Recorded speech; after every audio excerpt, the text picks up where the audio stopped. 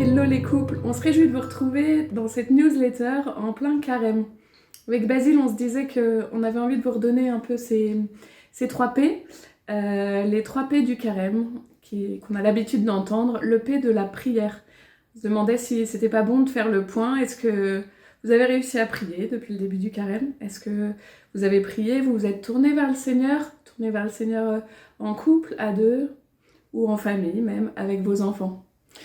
Le deuxième, c'est le P de partage. Voilà. Est-ce qu'on a ouvert notre foyer peut-être à celui qui a moins de présence, moins de fraternité, peut-être aussi moins d'argent pour un repas. Voilà. Est-ce qu'on a pu ouvrir notre chez nous pour partager avec d'autres?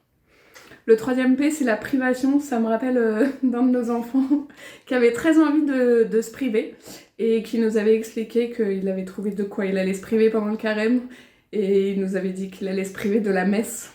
Alors plus sérieusement, se priver, c'est pas forcément faire des grandes choses, mais c'est se dire qu'est-ce qui ne me rend pas libre?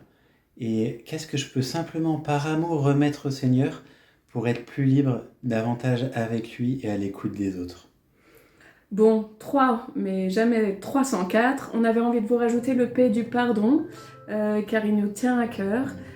Pour cette fin de carême, on vous propose de choisir, de vous pardonner, de vous demander pardon. C'est une notion qui est difficile, mais ça vaut le coup de la creuser. D'abord de se pardonner à soi-même, de se pardonner l'un à l'autre. Et puis auprès de vos enfants, vous pouvez être surpris d'offrir ce temps de proposition, de se demander pardon. Bonne fin de carême. On vous laisse travailler. À plus.